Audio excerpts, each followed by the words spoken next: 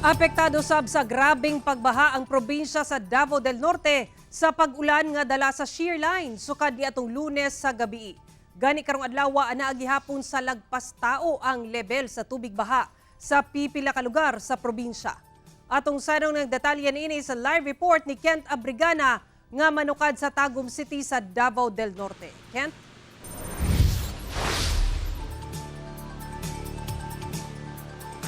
Sara, gawas sa Davao de Oro, labing naapektuhan usab sa grabing pagbaha ang pipila ka lugar sa Davao del Norte.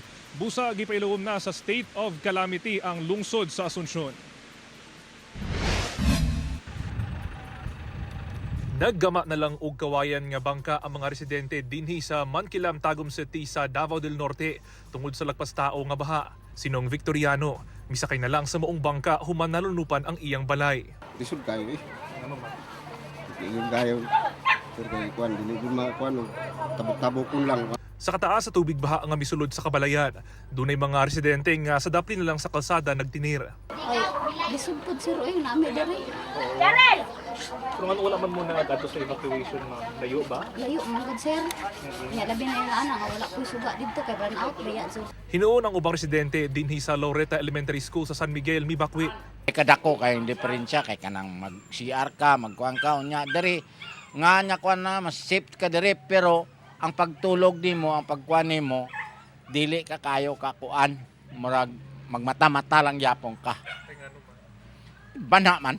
Fighted kay sir kay nga bulintang gito among mga kandito mga sanina, mga gamit gid namo didto, mga hayop, nang lutaw na sila. Bisan pa og init ang masa nating panahon kaganihang buntag, padayon ang pagsaka sa level sa tubig sa Barangay Kanukotan. Gani kining balay halos miabot na sa atop ang level sa tubig baha.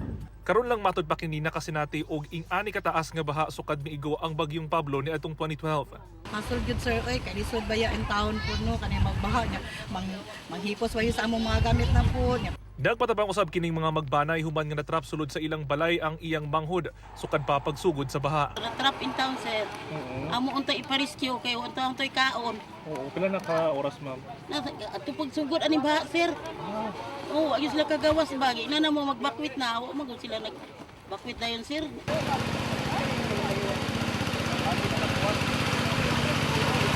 Wala sab nakaikyas ang barangay pagsabangan sa paglapas sa suba sa lugar. Ubay-ubay ka mga motorista ang na-stranded. Busa ang uban, nakhitch sa dakong sakyanan. Pero wisyo sab ang hatod sa baha sa mga residente sa Purok 1, Guadalupe, Carmen, Davao del Norte. Human milapaw ang tubig sa sapa. Lisod kayo kay di may makagawas niya sa pa ang panginabuhian sa sulod, tanggong yun. Sa pinakauling tala sa PDRMO Davao del Norte, kapin 16,000 ka magbanay sa tibuok probinsya ang apektado sa baha. Nanatay more than 16,000 families affected sa tubuok Davao del Norte. So from 10 municipalities, I think. Mas paspas ang tubig ko karon kay mas ikan sa after pababa na gyud siya sa downstream. Nya ang ulan po is dili lang ikan diri but ikan sa mga headwaters o mga taas nga dapit, especially parts sa Bukidnon and also parts sa Agusan. Samtang, gipailawom na sa state of calamity ang lungsod sa Asunsyon sa Davao del Norte.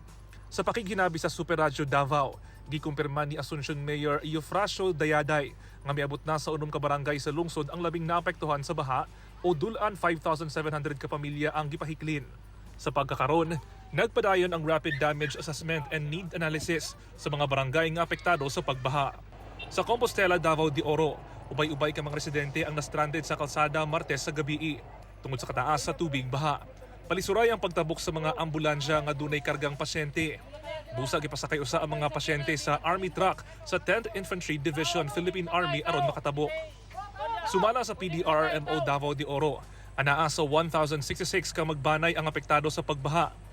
Hinuon sa karon, aduna na lang pipila ka mga lugar sa probinsya ang nakasinati og mga pagbaha. Sa Caraga, Davao Oriental, nagpabiling gihapong isolated ang pipila ka mga sityo human nga nahugmak ang kabahin sa San Pedro Bridge. Sa karon, target sa LGU nga maghimo og road rehabilitation aron temporaryo nga ma-access og matabangan ang mga na-isolate nga sityo. Patasog po, so today, dili pagid pwede siya mabutangan og mga like for example ang bangka tungod kay kusog gihapon ang tubig diya sa pa. Sara, pipila gihapon ka mga lugar sa Davao del Norte ang dili pa pwede maagian sa mga gagmayng sakyanan tungod sa grabing pagbaha. Samtang sa pagkakaroon, nakasinati ang Tagum City o grabing pag-ulan, busa, pahimangno sa otoridad. Ilabi na sa mga mibakwit nga dili usa mouli sa ilahang mga panimalay hangtod sa muubos na ang level sa tubig baha. Sara. Okay, dagang salamat Kent Abrigana.